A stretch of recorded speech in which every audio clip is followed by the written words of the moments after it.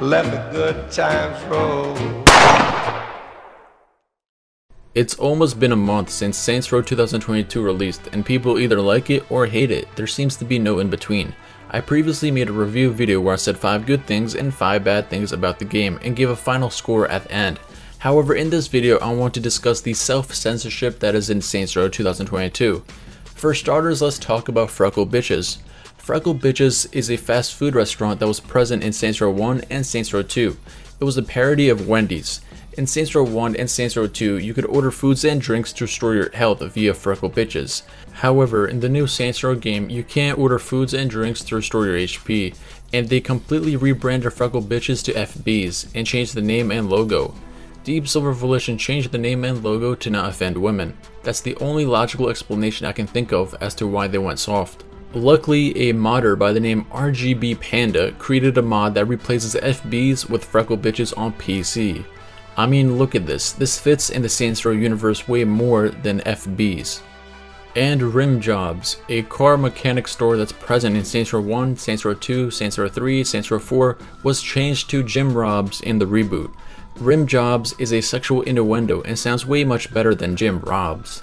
Saints Row 2022 has gone soft. There's just no other way to explain it. And the female chest size slider has been nerfed in this game. You can no longer have large breasts in Saints Row 2022, so if you're a woman with a large chest who wants to play as herself, you can't. This is the biggest chest size in the game. Luckily, you can use a share code someone made who modded the game's files that increase the chest size. All you need to do is go in game, go to boss creating, go to community creations, and search for new share code, and then enter the following code. Then download the character preset and edit it to your liking, and make sure you save it to your bosses. I just don't understand why they would nerf the chest size when in Saints Row 3 and Saints Row 4 the limit is this. Does Deep Silver Volition believe that large-chested women don't exist? Do they hate beautiful women? I just don't understand the reasoning behind this. Now, if you don't believe these qualify as self-censorship, fair enough. They could just be design choices for a reboot. But how about this right here? In the official customization trailer, in 2020, we can see a visible dildo on the table in the leather and lace store. However, in the final game, they removed it. And take a look at this tattoo. You can clearly see this weapon is a long dildo. However, in the final game, they removed the dildo altogether. I think it's bizarre that the female boss can run around topless, showing off her nipples, but phallic-shaped objects is the line that they won't cross. Saints Row 3 literally had a dildo weapon called the Penetrator. It's just weird for a series that is known for its raunchy humor to remove a dildo from a table and change a tattoo. It's not about those things specifically, rather it's about the tone deafness of Volition in the development of this game. If you're going to shy away from adult-themed jokes that were present in all the previous Saints Row games, then why reboot the franchise at all?